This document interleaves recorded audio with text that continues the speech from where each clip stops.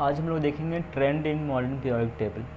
Means कि atomic radii, metallic character, non metallic character, electronegativity, ये सब जो है वो डाउन द ग्रुप या फिर along the left to right in a period क्या ट्रेंड आता है, क्या चेंजिंग आता है या फिर क्या चीज़ रिपीट करता है। ठीक है, उस चीज़ को देखेंगे। कौन कम रिएक्टिव है, कौन ज़्यादा रिएक्टिव है। ठीक है, रिएक्टिविटी भी देखेंगे। तो एटॉमिक रेडियाई का बात करें तो अगर एक ग्रुप में टॉप से बॉटम जाते हैं तो नंबर ऑफ शेल जो है एक ग्रुप में जो है number of outermost electron same होता है। ठीक है, जैसे कि इसमें बात करें ग्रुप फर्स्ट में तो आउटरमोस्ट इलेक्ट्रॉन होता है 1, वैलेंसी होता है 1। ठीक है, तो लेकिन अगर एक एलिमेंट को छोड़ के दूसरे एलिमेंट में जाएं तो एक शेल जो है बढ़ जाते हैं, फिर अगले में जाए तो एक और शेल बढ़ेगा, अगले में जाए तो एक और शेल का एडिशन होगा, एक और।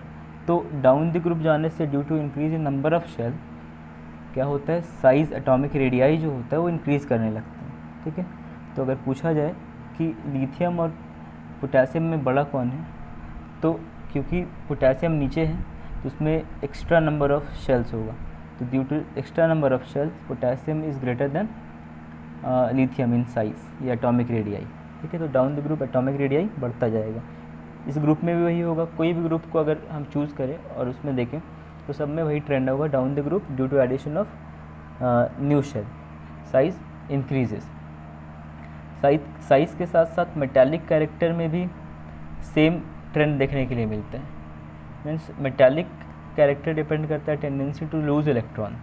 तो अगर डाउन द ग्रुप जाएं तो नंबर ऑफ शेल बढ़ने की वजह से जो आउटरमोस्ट शेल है वो न्यूक्लियस से दूर होते जाते हैं, तो force of attraction between electron और न्यूक्लियस कम होता है, तो इलेक्ट्रॉन को निकलना ईजी हो जाता है। It is easier to pull out electron, तो इलेक्ट्रॉन को निकलने आसान हो जाता है डाउन द ग्रुप।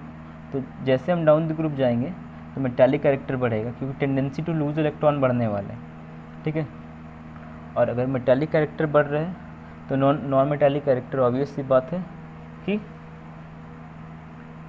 डिक्रीज़ करेगा। ठीक है, और साथ में मेटल जो होता है क्योंकि इलेक्ट्रॉन दे रहा है तो इसका रिड्यूसिंग पावर जो है वो भी इंक्रीज़ कर रहा है डाउन द ग्रुप। सबसे ज़्यादा रिड्यूसिंग पावर होगा सीजियम का, में दूसरा को इलेक्ट्रॉन देने का कैपेबिलिटी। ठीक है, तो metallic character increases down the group. कोई भी ग्रुप में देख लीजिए तो डाउन द ग्रुप ज़्यादा मेटालिक वो होगा जो सबसे नीचे वाले, मतलब नीचे वाले में होगा कंपैरेटिवली। दो एलिमेंट को पकड़ ले, कैल्शियम और बैरियम का बात करें तो कंपैरेटिवली बैरियम कैल्शियम से नीचे ज़्यादा मेटालिक होगा, साइज़ भी बड़ा होगा, because tendency to lose electron decrease होगा, साइज़ इंक्रीज़ होने की वजह से, attraction of nucleus to the outermost shell decrease होने की वजह से। अब यही दोनों ट्रेंड अगर देखा जाए किसी एक पीरियड में, तो पीरियड में क्या होता है, इस सेकेंड पीरियड की बात करते हैं। पीरियड में क्या होता है, नंबर ऑफ शेल जो होता है लिथियम से बेरिलियम गए तो इसका 2-1 होता है, इसका 2-2 होता है, बोरॉन जाएंगे 2-3 होते हैं। तो नंबर ऑफ शेल क्या है, सेम है, नंबर ऑफ शेल सेम है, लेकिन इसका न्यूक्लियर चार्ज, न्यूक्लियस मतलब प्रोटॉन न्यूक्लियस के अंदर बढ़ते जाता है। इसमें चार प्रोटॉन, 3 प्रोटॉन, इसमें 4, 5। तो जो सेंटर से पुल करके रखा हुआ है शेल को, उसका value that is nuclear charge बढ़ते जाता है, तो फोर्स ऑफ अट्रैक्शन जो होता है वो बढ़ते जाता है। क्योंकि 2 ही शेल है तो 2 शेल को 4 लोग, 3 से ज़्यादा हेवी तरीके से 4 लोग खींचेगा, फिर 4 से ज़्यादा हेवी तरीके से स्ट्रांगली 5 प्रोटॉन खींचेगा। इस तरीके से 2 ही शेल है ना, नंबर ऑफ शेल तो रिमेन कांस्टेंट है, तो क्या होगा कि साइज़ डिक्रीज होते, श्रिंक करते जाएगा due to increase in nuclear charge since the number of shell remains constant, but the attraction between the centre of nucleus to the outermost increases due to increase in nuclear charge, therefore size decreases। अब बताए थे size increase करने की वजह से metallic character बढ़ता है, तो साइज़ डिक्रीज़ होने से मेटालिक कैरेक्टर घटेगा।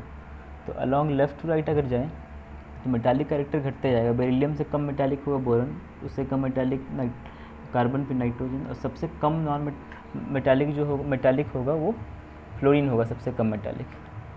लेकिन ऑन द अदर हैंड अगर नॉन मेटालिक कैरेक्टर देखें तो नॉन मेटालिक कैरेक्टर इधर बढ़ता है। सबसे ज़्यादा नॉन मेटालिक कैरेक्टर इस पीरियड का फ्लोरीन, इस पीरियड का क्लोरीन, इस तरीके से नॉन मेटालिक कैरेक्टर उधर बढ़ता जाएगा।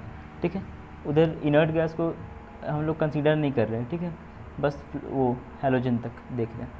ठीक है, तो क्या होगा, मेटालिक कैरेक्टर डिक्रीज़ करेगा और साइज़ भी डिक्रीज़ करेगा due to increase in nuclear charge.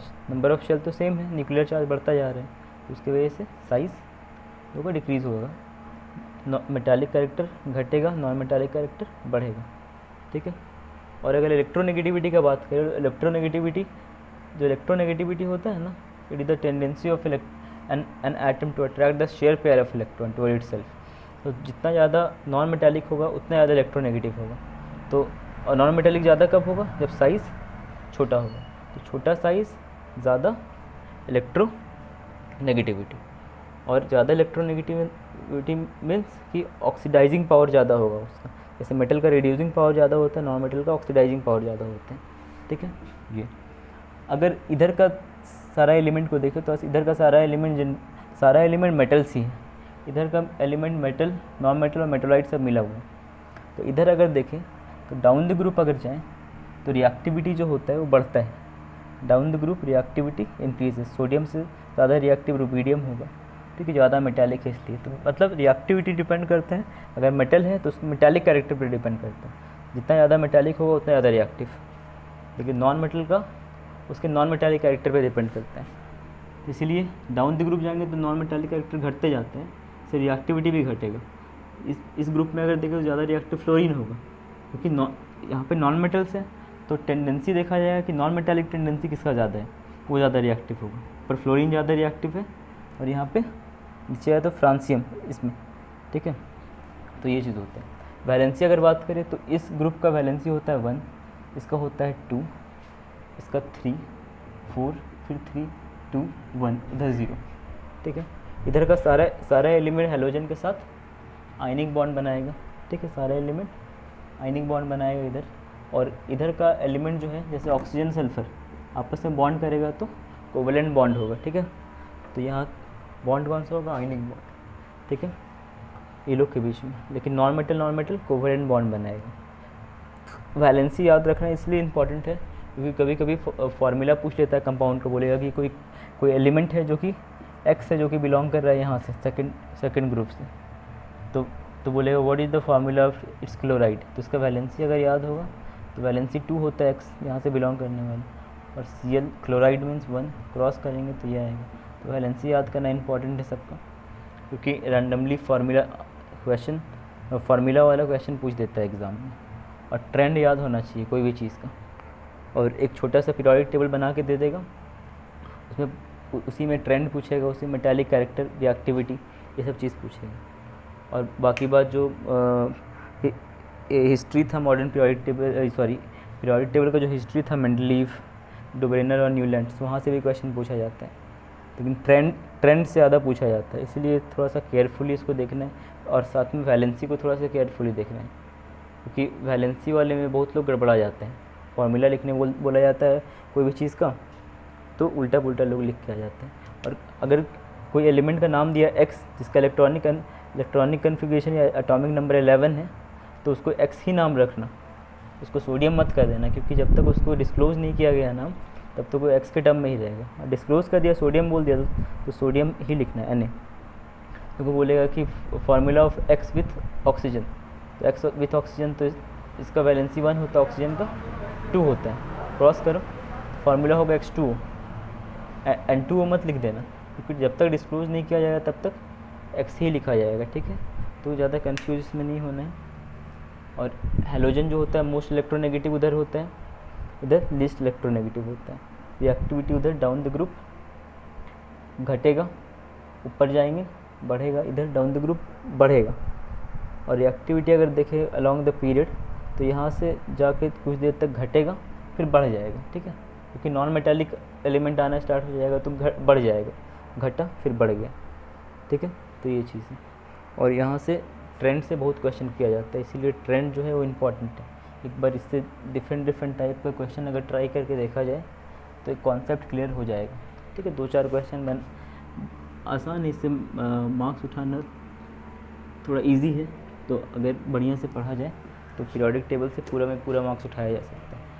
ठीक है, मॉडर्न और जो हिस्टोरिकल जो इवेंट है, जैसे कि जो ब्रेनर का, न्यूलैंड का और मेंडलीफ, जो कि बहुत इंपॉर्टेंट, मेंडलीफ वहाँ से पूछा जाता है, तो पूरा का पूरा मार्क्स उठाया जा सकता है इसमें। ठीक है,